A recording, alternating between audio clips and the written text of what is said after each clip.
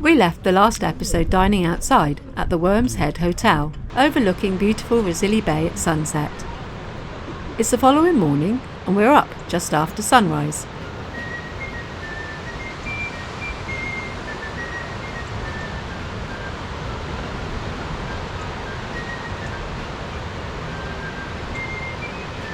Before breakfast and heading off on what's left of our ride around the English and Welsh coast, we want to take another wander along to Worm's Head.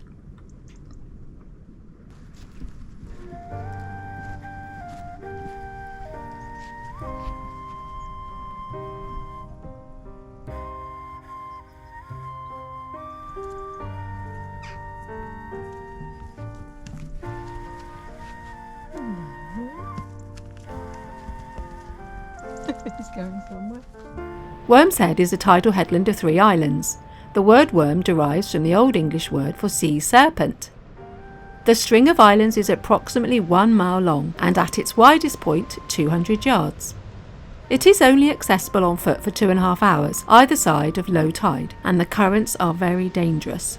Despite the notices though, people are still caught out by the incoming tide, and in September 2020, 7 Swansea University students had to be rescued.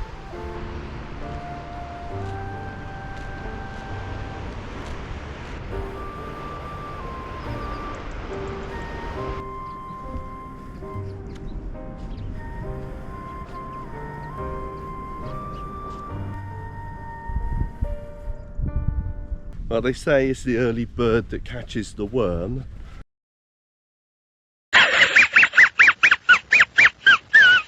And that would be our advice to anyone trying to get away, especially in the UK. Just keep an eye on the weather, be patient, wait for that moment where you can break away, and then when you get there, look for the best times of day. So we arrived here kind of tea time last night, when most of the day visitors were disappearing, and we thought we'd done rather well then. But this morning we got up early and we've come for a walk, and as you can see it's virtually deserted, and we've got a few fishermen and that's about it. Lots of horses, and it's just wonderful, absolutely wonderful. We're not that far after sunrise, we're probably an hour and a half, maybe 2 hours now after sunrise, and we've got a great weather forecast ahead of us, and we're at the pretty much at the end of our coast adventure. Boo-hoo. Yeah, we set out some time ago now, I reckon about 5,000 or 6,000 miles ago, and decided we were just going to ride around the coast, and we went anti-clockwise. And if you've been following the series, you would have followed us around, and we didn't hang around. We didn't really have the luxury of that much time to hang around, and we've basically come all the way around, and we're not very far from home.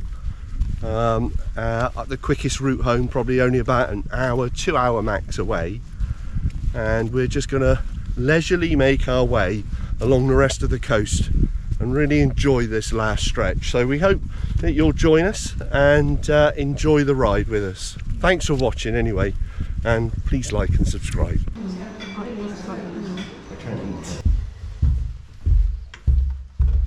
Thank you. Thank you very much. Thank you. Have a lovely day. And you.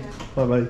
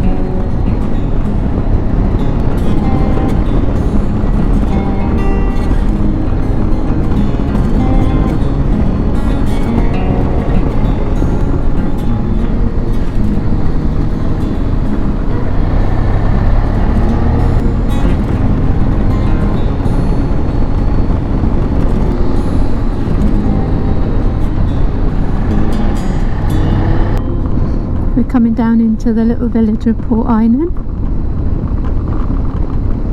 Doesn't really go anywhere, it's a bit of a there and back, but it's a nice little place. And from what I remember, a very shingly, slaty sort of beach.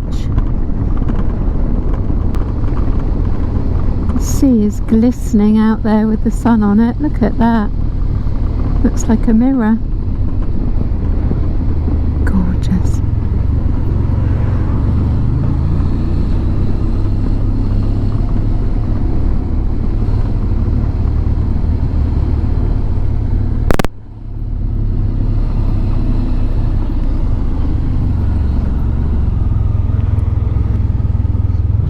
Gorgeous little place, isn't it? Thatch there. Don't see many of those in South Wales.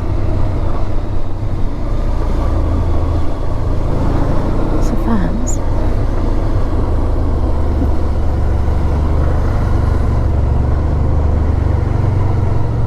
Yes, a bit further down I think is the camping field. Yeah, over there. We've camped over there.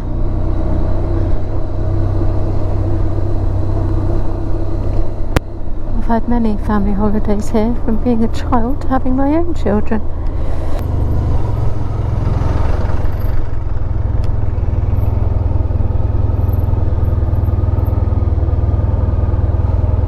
Very nice.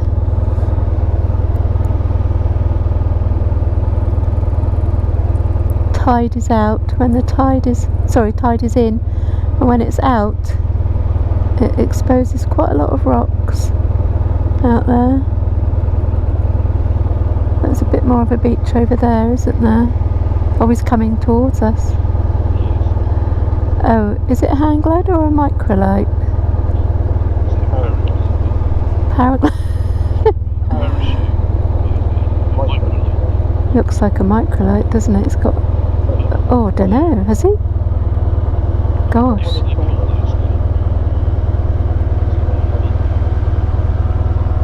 Oh, I can hear the engine. When it's got an engine, is that a microlight? Tell us in the comments.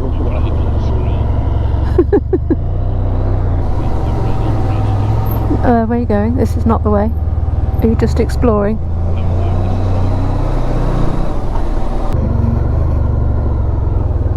I don't think this goes. I think it's just tried to reroute you. It was there and back.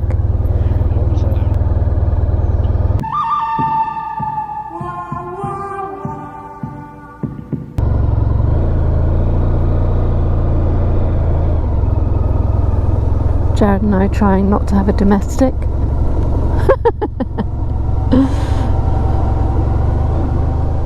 If you're a regular viewer, this kind of thing will be familiar to you. In our quest to discover that elusive, amazing coast road, we have often, shall we say, gone off-piste. Sometimes it works and other times it doesn't. Unfortunately, this rough track wasn't a cliff-hugging gem, but it did save us quite a long ride around on tarmac roads.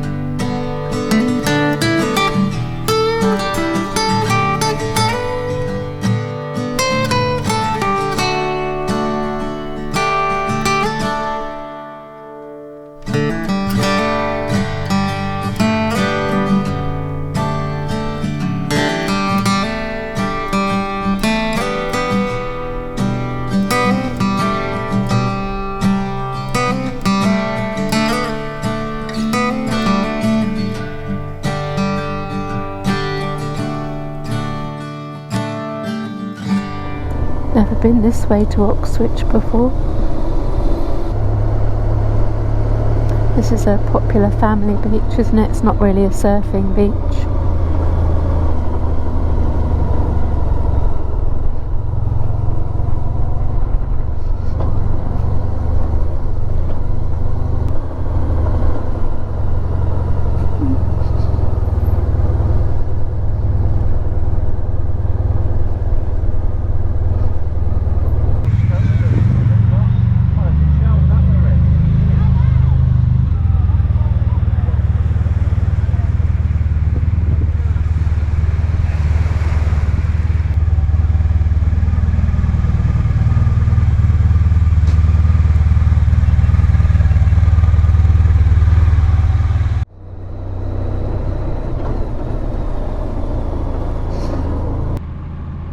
The Gower is a peninsula that projects into the Bristol Channel.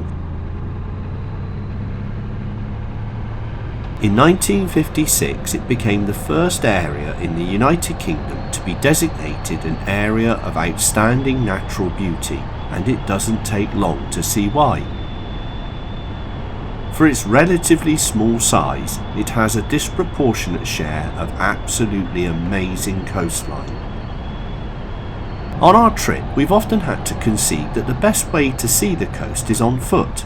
Without a doubt, the only way to appreciate the Gower's wonderful beaches, bays, coves and cliffs is to walk the entire coastline, much of which is fairly remote. Given what you'll see, it's not that far to walk, around 40 miles. Every single one of those miles is packed with some of the best coast in the UK. It can be done fairly leisurely in 4 days, and there's plenty of places to stay, or you could even wild camp. Because of the geographical shape, it virtually brings you back to where you started. We took loads of video, but it just didn't do it justice. It's impossible to appreciate the beauty of this place from the road. The best bits are inaccessible for vehicles and require determination and a reasonable degree of fitness to find. So this area is the top of Three Cliffs. Three Cliffs goes all the way around the corner there, and you have to have a fair amount of fitness to walk down to Three Cliffs Bay Beach, but it's worth the walk. It's absolutely gorgeous. Some beautiful houses around here on this cliff top, and we've just had a nice cup of tea with a family member and dear friend, and off we go again.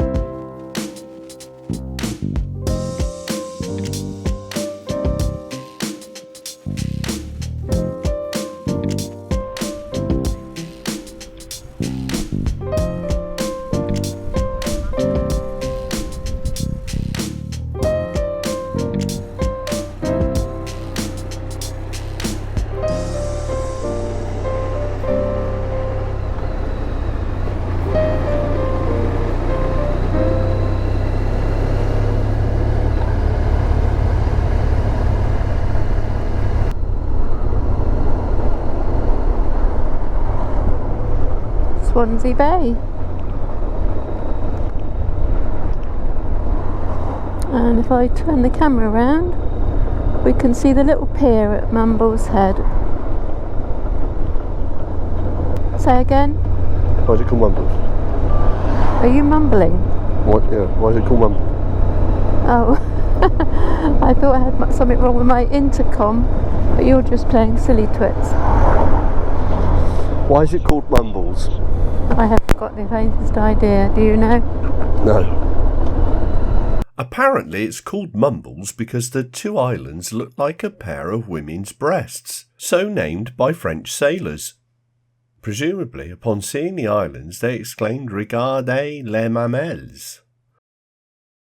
Before you go thinking how forward those French fellas are, I don't think they were passing a cheeky compliment to the local ladies, because mamelles means udders in French.